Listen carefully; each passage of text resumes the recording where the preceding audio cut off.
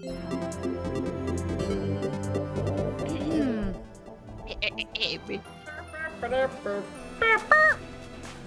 good, everybody? Welcome to your What's Good Game secret segment for the month of June.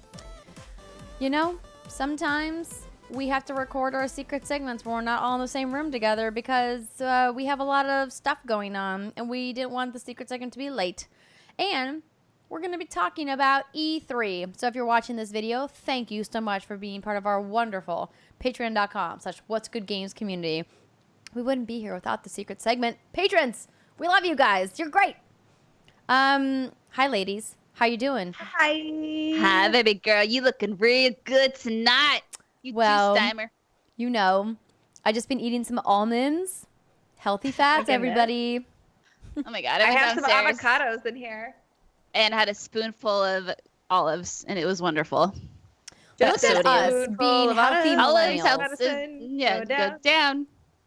I bought dill pickles today. I'm very excited about it. I'm going to eat some later. Oh, my God. I bought good. Bubby's. Bubby's is my all-time favorite pickle brand outside of my grandma's. Wait, your grandma makes pickles? Homemade pickled pickles. My grandma makes the best fucking pickles you've ever tasted in your entire life. Can you bring some back somehow? I might be going back to North Dakota in August. Shipping might be an option. Please. I am a pickle connoisseur. My parents joke that my first word was pickle. I don't even know if it's actually a joke or not. Because, I love pickles that damn much. I would be honored. But that's too complex of a word. But, yeah, no, that sounds amazing. God damn it, Steimer. You and your logic. It's fine. I mean, I would love it. We love you. If little baby Brittany was like, pickle. Like, what would that be? Pickle is definitely too difficult of a word for a baby to have as their first word. Maybe you were like, pee. Yeah, pee. There we go. That's exactly what it was. And they were like, and you were pointing at the pickle, and so they were like, her first word's pickle. Perfect. It definitely was not my first word. With kids, you kind of got to, give them the benefit of the doubt because they're never going to get it right the first time. No. True. They don't know anything. They're a blank slate. It's true. It's true. Well, ladies and gentlemen, this month we've decided, because it is the month of E3, the Electronic Entertainment Expo, we would talk about some of our favorite all-time E3 memories. And not just from this year, even though this year was a great year, but from all E3s past. Because for me, this was E3 number 11. Steimer? I don't know the number. Brittany? A lot. Number 8. Steimer, how do you not know? Because I haven't thought about it, and I don't want to. Oh, I don't want to go back and be like, yes, no. Because I know there were either 1 or 2 E3s that I didn't go to because the job that I had at the time, it didn't make sense for me to go. But I can't remember if I just missed 1 or if I missed 2. I think I just missed 1. Anyways. Speaking of E3. To me, my life is a general blur in my head up here. It's just all a mosaic of garbage. We're all still a little dead from E3. So if we're a little off, a little speaking a little slowly, a little slurry, forgive us. It's mostly just the wine that I'm drinking, but we can blame it on E3. I also I like the icicle that you're jamming into the wine. Yeah, so this is called a corksicle. So it's a refreezable ice rod that has a cork on the end. And so when you open a bottle of white, you can stick it in there. Like that. Keep it nice and cool, baby. Brittany's dying. Are you okay, Brittany? What's happening? Fucking the shit I learned about you and the way people drink their wine. Corksicles. Corksicle. You have other weird things that you penetrate the corks with that pours the wine so it doesn't get air in it. I don't know what that... It's just bad. I need the fancy thing that Andrea has where you don't disrupt the cork and you can pour yourself a glass because I don't drink wine that much. So to me, I have all these bottles that I refuse to open because I know that I won't drink them all at what by the time it goes off. So that little thing I think might be what gets me to actually drink wine. No, it all makes perfect sense. These gadgets and gizmos make complete, total sense. I am just always blown away by the things that I learn about the wine connoisseurs of the world. It's incredible. Well, we go to great lengths to make sure we enjoy our wine to the fullest. And this wine has gotten a little warm. I feel like I need to go get more ice cubes for it. But you know what? I'm going to power through. because it's time to Mine's talk also about E3 4. memories. Did you open a second can? No, it's the last. This is the last can. You never leave That I yourself with had. only one can of wine, Steimer. You do when you're me. Well, there's lots of apps that deliver wine these days, which is really nice.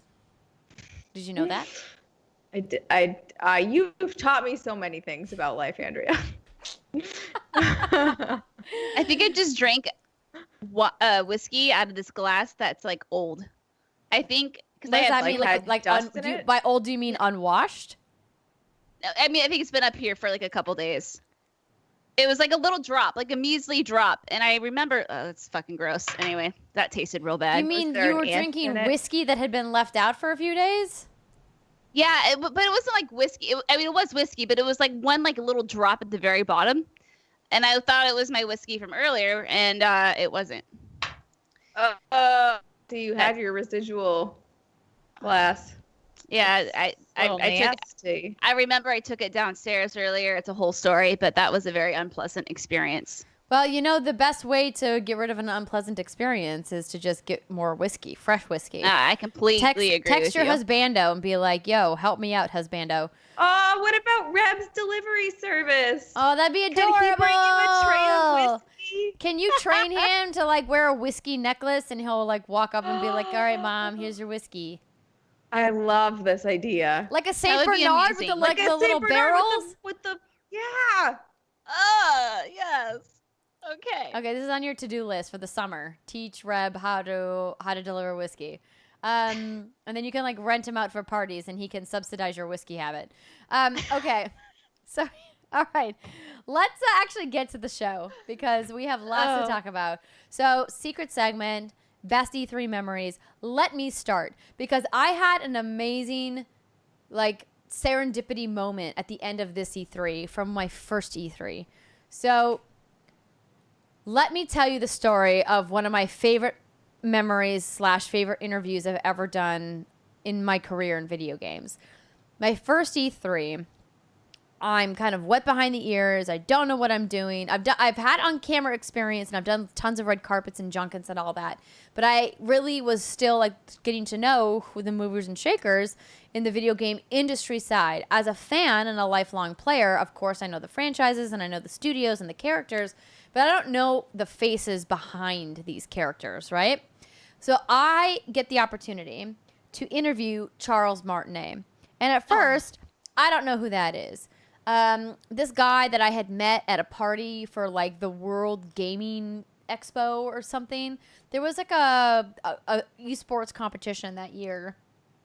Had met me and was flirting with me. I may have been single at the time. I don't remember. It was a long time ago. And was like, hey, like if you ever need help booking interviews, let me know. And me being the young upstart, I was like, yes, I'll take whatever help you can give me. I was like, well, I know the PR person for Charles Martinet, you know, do you want to get an interview? And I was like, yes, I do. And so he introduced me and we met a meetup time. And when I told my producer, Torrance Davis at thebitbag.com, which no longer exists, sadly, about this, he was like, holy shit, you booked an interview with Charles Martinet? And I was like, yeah, who's that? And they're like, he's fucking Mario. And not as in he's actively fucking Mario. He is the voice of Mario from the Super Mario Bros. Phrasing is important, ladies and gentlemen. Remember this. So I love how you had to be like, not as in he's actively fucking Mario. I'm sorry, that was just fucking There's no brilliant. intercourse happening here. So he's the voice of Mario, and I instantly am like, holy shit, what? Because the Super Mario Brothers franchise was the first game I ever played. Mario Brothers on the NES back in the day, and I've always loved Mario. These ladies can attest, I have pieces of Mario artwork like all over my house, and I was like kind of internally like losing my shit that I was going to interview this guy. And so like I'm trying to like I do a bunch of research and I get my shit together and we show up at our appointed time, and he is the most humble, sweetest, kind, thoughtful person I could have ever imagined, being such a huge star in the video game world. And he was so much fun, and He gave such a great, lovely interview and even did a couple impressions for me. And I was just like fangirling out the whole time. So it was such an amazing memory for me being able to interview him and knowing that he still works with Nintendo today and has been working with Nintendo for over 20 years on this character, right? Or 30 years at this point. And so this E3, I'm flying back on Friday, just dead, just exhausted, beat. This was a crazy E3 for us. And who walks up to the boarding area but Charles Martinet? But I'm scrubbed out. I have no voice left. I'm by myself, and I'm like, crap. John was flying back with me, but he was like off getting Diet Coke somewhere or something. And so Charles Martinet walks up, and then John is like, and I'm like, hey, that's Charles Martinet. And he's like, oh, yeah, it is, isn't it? Because he doesn't get starstruck by anybody. And so when we sat in the plane, John and I didn't get seats together. And Charles Martinet was like one row behind me. And I just couldn't bring myself to say hello because I had this scratchy voice and I looked a hot mess. It's like, there's no way he's going to remember who I am. And I don't want to like fangirl out on him on a plane and then have it be weird. And so I thought about like saying something afterwards and I didn't because I got shy. But I saw him at this E3 and it was like kind of like brought it all full circle for me. And I was just like, oh my God, he's so great. He is fantastic. I have had the pleasure of meeting him twice. My first time was maybe 3 years ago, and he's always so warm and welcoming. And even it was this year, as I was leaving my appointment, he was sitting at a table in the Nintendo media area on his phone doing something, and Gil was like, hey, do you want to say hi to Charles? I'm like, oh, he looks busy. But then Charles heard us talking, and he was like, oh, hey, I'm Charles, woohoo! And he did his Mario things, and he was just like, gave me a hug, and was just so... He's such a and I thanked him. I'm like, you are just such a ray of sunshine. And every time I see you, you're just so happy and positive and welcoming. And he's just a wonderful human. He like is Mario. Like yeah. He's a great guy. That's really sweet. But you should have said hi, Andrea Renee. Everyone knows who you are. But I get it. That. I get it. When you're trapped on a plane, it's kind of weird because had it gone, if he was, I mean, he obviously, even if he didn't remember you, he would have pretended like he did, right? Probably. I feel like that's the polite thing to do. Unless you're me, I'm such a dick. People are like, I'm such a dick, she says. But no, because like if someone's like, oh, hey, nice to meet you, I'm like, oh, we met before. But like I try to not be like a mean about it. I'm like, oh, it was this thing. I don't, but it's not a big deal that you don't remember. But I'm that person who then makes it awkward. And then I also have been known if someone comes up to me and I don't remember them. And they're like, do you remember me? I'm like, nope. I don't remember you. I'm very sorry. Please remind me of who you are. Also, why would you ask me that? Yeah. Yeah, he was great. And I think also I probably could have been like, hey, did you see me at the Nintendo World Championships last year? And like we could have had like a moment there because I think he was there. Or at least he watched it or whatever. And I was bummed I didn't get to see Bill at E3 for that exact reason, Bill Trennan. But, sometimes shit just happens and you got to split up and you can't go to all the appointments together. And they're probably mad at me for not coming by and saying hi. But, hopefully they'll find it in their hearts to forgive me. It's E3. It's such a disaster. It is true. It is true. So, Steimer, do you have you had time to think of an E3 memory that you liked? What about your first E3? My first E3, I mean, it wasn't a positive memory, but it was very memorable. Well, it wasn't positive at all? Sorry, so the thing I remember most about that E3 You're like, I hated my first E3. No. It wasn't actually E3. It was the lead up to E3 that broke me. Because at the time I was in PR, and for PR you do briefing books. So I had been working on all these briefing books to try and get this shit done because I was also, on top of everything, moving to LA the week of E3. Well, that sucks. It was basically like the first E3 was very memorable because I had too much shit happening. And the day before I was scheduled to drive down, this was back before when E3 was still only during the week. Nobody had taken over the weekends yet. So it was like the Friday before, and we were working on these briefing books, and then at the last minute, they were like, this executive wants to change it up. So then I had to redo everything that I had just done. I was working on them until 5 a.m. Then I had to drive my ass home, get in the car with my stuff. Thankfully, I didn't have much stuff. My mom, thankfully, also took the first stretch of the drive, and then started driving to LA. So it wasn't really E3, but that was like the thing I remember the most because it was the lead up to E3. The show was fun because I think this was my first. I can't remember if this was my first or my second. I hung out with a lot of IGN people, which is how I eventually ended up getting, a job there. It's because I met them, became friends with them, interviewed, got hired. Yeah, girl. They're like, she's got gumption, that mofo. Christine Steimer. We should hire her. Yeah. Also, she's got the coolest middle name around. Sure do. Don't ever use it.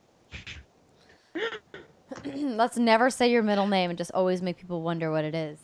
Ooh. Some people know, but yeah. I like keeping the air of mystery. It's a great But for the name. most part, I have a terrible memory, which I've talked about before. I feel like my brain just blank erases things after a certain amount of time. And it's like, yeah, this information is no longer useful. Just get rid of it. But I remember, I feel like Brittany, you and I have had a decent amount of E3 fun times. Oh, yeah, we have. And I remember one year with you, I was working at IGN, I believe. Mm-hmm. I had a hotel. For some reason, you didn't for at least a night.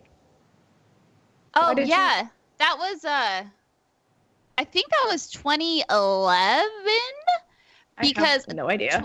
2011 was the year that I didn't get into the convention itself, but I flew to LA just so I could attend the press conferences. And I think so. I only needed to be in town like 1 or 2 nights. So I think that's why I crashed with you. Yeah, and I was like, I have a room. Come That's stay right. with me. And you were like, okay. And so you came, and there was one night. Again, this is not really E3 related, so not to the show. But you came over. We ordered a cheese plate. We watched the World's Strongest Man. Oh, yeah. In bed. It was a great time. That sounds amazing. I want to do that. It was just one of those memories that for some reason are so prominent. I think it was just so fun and relaxing and chill. And actually, I think it was one of the first times we had hung out. Yeah, and this year you came to my Airbnb for one night, and we sort of did the same thing where we just threw on our pajamas and watched movies. I think this was Friday night, and it was just like the best way to kick off E3. It was just so relaxing and recharging. It was wonderful. We didn't order a cheese plate though because we weren't staying in a hotel, but we did not. So my first E3 was 2010. And at that time, I was with Vagary.tv, which no longer exists. It was a podcast network. And we had a podcast called The Noobketeers, which was me and then 2 other dudes that I met through the IGN community blogs. And somehow we got an E3 media pass. And wait. like Andrea. Wait, how did you acquire it? Through Vagary, through our podcast back in the day. So for a second, I thought you said you caught a media pass, like you caught a Pokemon, but you media pass. No. I choose you. I choose you. But you applied for one. So what happened was Vagary.tv was a podcast network, and it had like 4 or 5 different podcasts under it. And between all of the traffic that all those podcasts got combined, we somehow had enough for like 3 or 4 media passes, and no one else was able to take the time off work and go. So it was essentially our podcast that went. Like you were, Andrea, went behind the ears. I didn't know what the hell I was doing. In fact, I don't think I even had a single appointment all of E3 that year. I think I just kind of wandered the show floor and oohed and gawked. I didn't know what I was doing with myself. This was like my first real media event. And the memory that I have was Sony PlayStation, Sony Xbox, they had their press conference. And at that time, Forbes made that headline that one time. Oh, man. Wait, what headline? About how Forbes said Sony unveils the new Xbox 360 or Sony unveils the new Xbox One. I'll pull this up. Continue your story. Yeah, I missed that.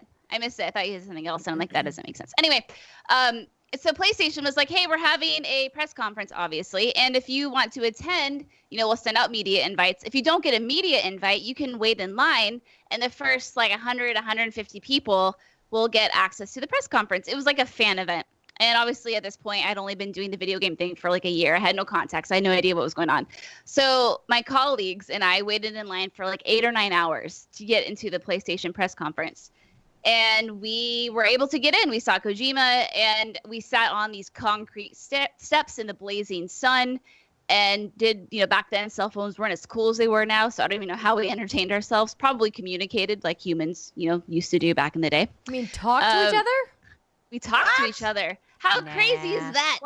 What on earth could you possibly talk about for that length of time?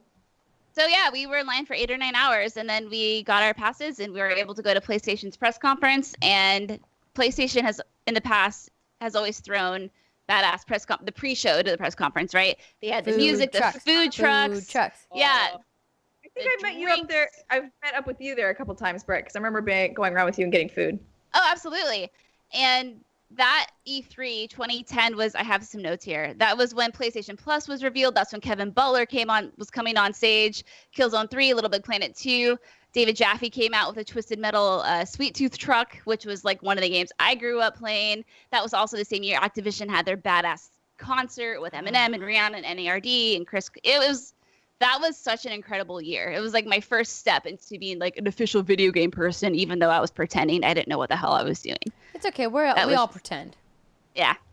I feel like awesome. I missed, even though I've been to most E3s, I feel like I've missed all the cool concerts, with the exception of the Chainsmokers last year, which was so much fun with you guys. But I feel like, as you mentioned that, I'm like, I remember there being like really big parties and really big concerts. And I know I was at one. Andrea's stickly the fingers coming out. Yeah, go for it. The best E3 concert I ever went to. Harmonix, MTV Games, did a concert with The Who at E3, and it was epic. So we found out that The Who was going to be playing the Rock Band Party at E3. And I, of course, was like, oh, they'll come on, they'll play like 2 or 3 songs, call it a night.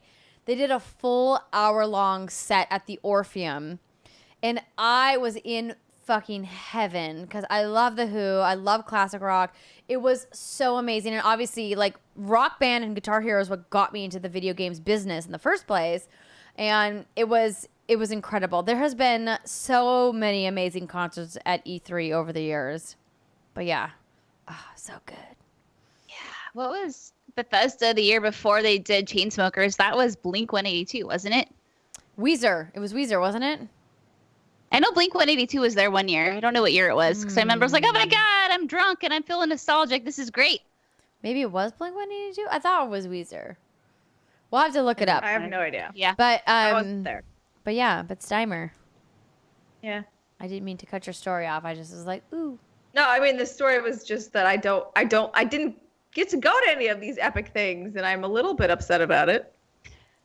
I mean, not really. It's fine. But going forward, we will always go to all of the epic things. Well, the together. thing is, I mean, even though I've been to many E3s, I actually haven't been to most of the press conferences, because working for IGN, you don't go to everyone. You often are in the war room with everybody else watching on the stream, and you're part of the live blog, or you're doing something else. You're not at the conference. And then when I worked for PlayStation, I only ever really got invited to the PlayStation conference, which was fine. Usually they had, like Brittany mentioned, really awesome ones with great food. But you kind of miss out on some of the fun and excitement being in the room, not being in the room, I should say. Mm-hmm. Yeah, the press conferences for me have always been like the main thing obviously I love going on the show floor and playing the games themselves. So that's great. But the energy and the hype that you feel when you're in those freaking press conference rooms is just like, oh my God, so electric. And so one of my other favorite moments was, I was with you, Steimer, actually. It was 2016, and it was when Resident Evil 7 was unveiled. And I remember this. Oh man.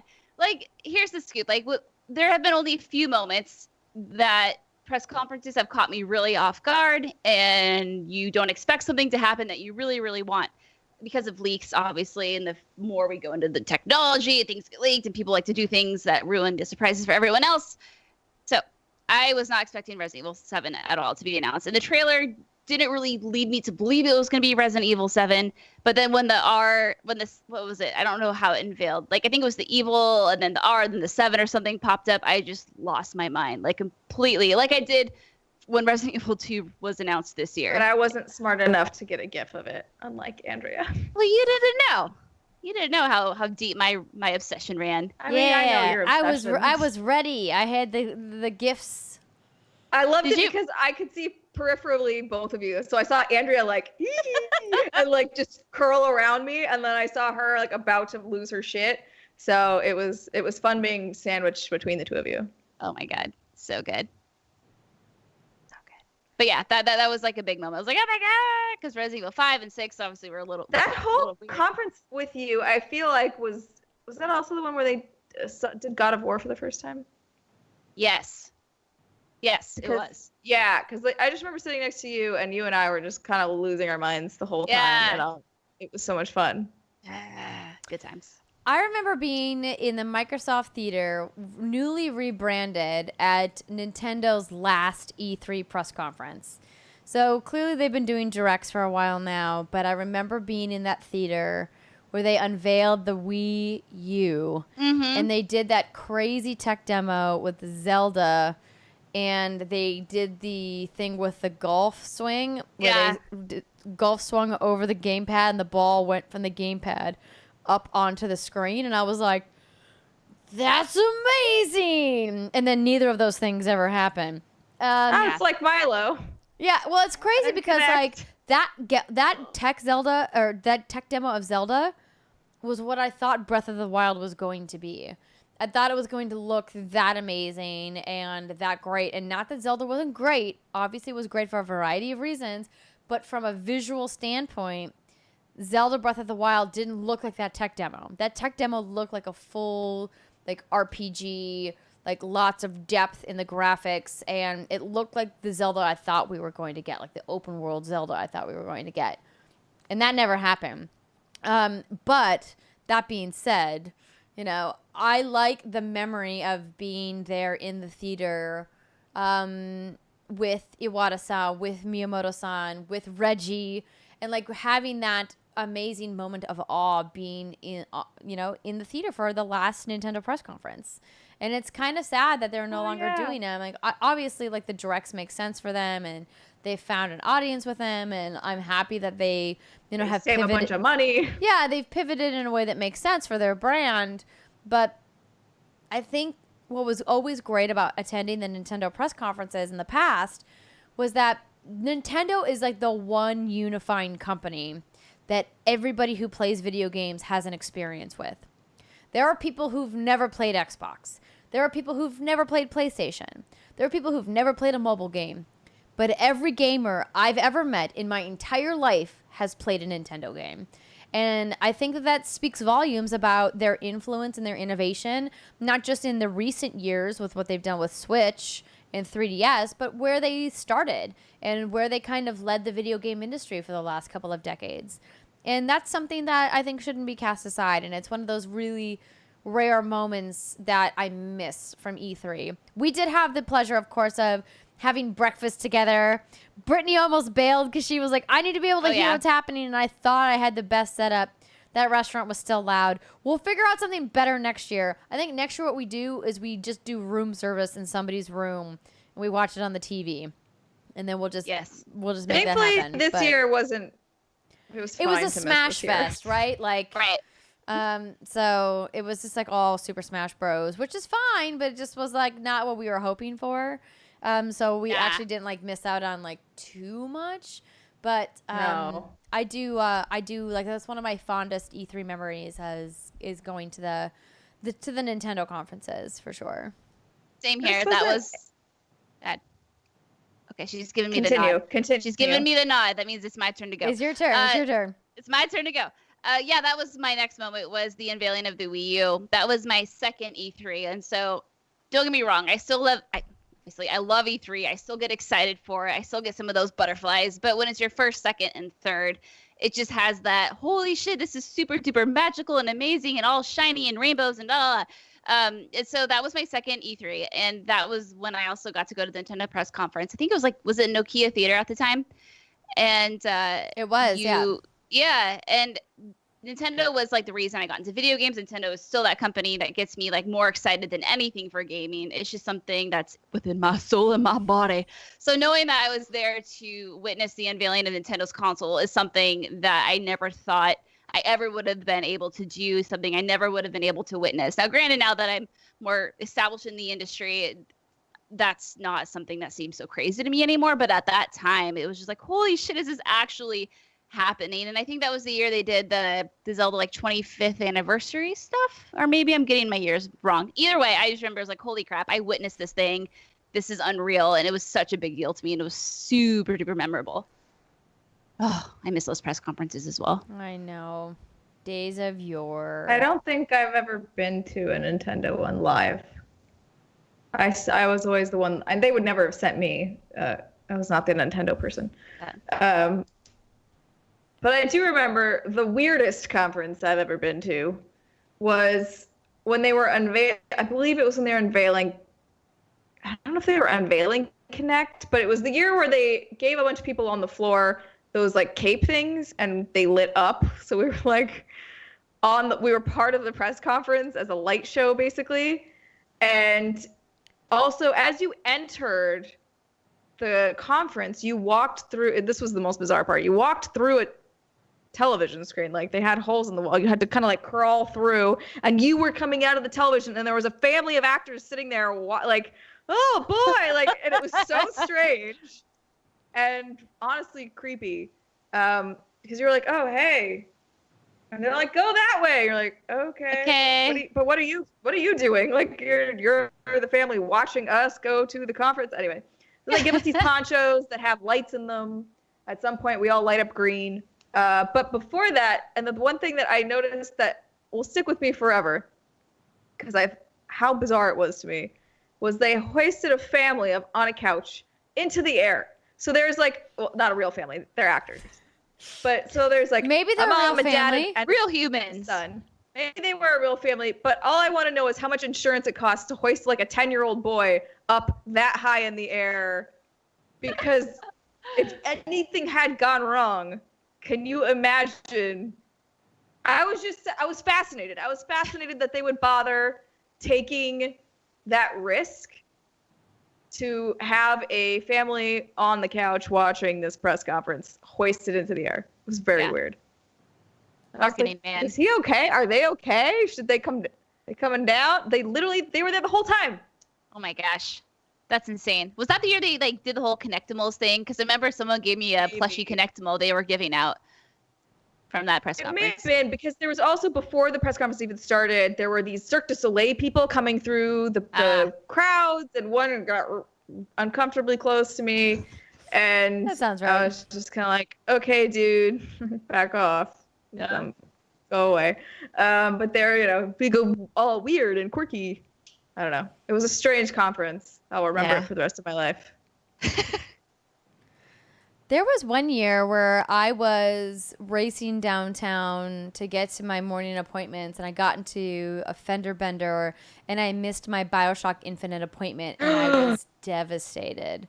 Because it was like the game of show for everybody that year, and everyone was talking about how amazing it was and how great the demo was. And I was like, I have my appointment locked and loaded Thursday morning, and I was racing downtown in Los Angeles rush hour, and I accidentally like bumped the taxi cab in front of me because we were at a stoplight, and the stoplights are in green. Took my foot off the gas, looked into my rearview mirror to check behind me, looked down. The guy stopped quickly in front of me, slammed on my brakes, still giving a little, like, just a little tap. Mm-hmm. And this was before, like, I was carrying a cell phone with me for work. And so I wasn't on my cell phone. I know what you're thinking. It was just long ago enough. That I got out and I was like, oh my God, I'm so sorry. Had the smallest of small scuff marks on his bumper. Like, there was no damage, there was no dents, there was not anything, but just the paint, just enough of a scuff. And he made a stink about it, and he was like, whoa, if you give me all this cash, we can make this go away. Oh my God. I was like, I'm so late. I gotta go. And so I just like gave him all of the cash in my wallet, which was like $200 or whatever. And I was just like, please just take this. I gotta go. It didn't matter. By the time I got downtown and parked and got into the convention center, my appointment was come and gone. And they're like, no. And they're like, I'm sorry, we're booked out the rest of the day. And I was like, no. I need to rewind time. So bummed. Yeah. That does suck. So bummed, man. So bummed. I think for me, another quick one was when I got to play Breath of the Wild for the first time. It was on the Wii U that I played it. The Switch hadn't been unveiled at the time. Or no, it had. I can't remember. All I know is I played on the Wii U. And even though it looked like crap, I was like, I am playing fucking Breath of the Wild right now in the Nintendo Media Suite. And this is a Zelda game, and it's amazing because it's a Zelda game. Do I still feel that way? Maybe not. But at the time, very memorable. And then this year, having Capcom ask me to stream Resident Evil 2 on their channel and play it was just like one of those holy shit, is this really happening moments. Like definitely a highlight for sure. Because like that game means so much to me. And you know, I don't want to get too mushy. But that was like a holy shit, what's happening? Why am I doing this? This is crazy. Because you're amazing. Because you scream with your eyes open and nobody else does. That's how I can protect you, Summer, baby girl. Yeah, no, I know. I'm just saying, like, for a streamer, that's actually a really great quality to have. Like, you're still maintaining eye contact with the camera. With the comrade/camera. The camera. They're one of the same. Comrades and cameras. Well, it is hot and I am sweaty. Well, listen, ladies, this has been a really fun discussion, taking a little trip down memory lane. I'm sure if we weren't so exhausted from E3 that just happened, we could probably think of more. Good news, we have more secret segments in the months and maybe years to come. So thank you, everybody, maybe years. Avi, years, duh. The joy. I like that you're playing with your hair now. Are we doing this? Are we doing mustaches? My hair's almost long enough again. It was very short for a while.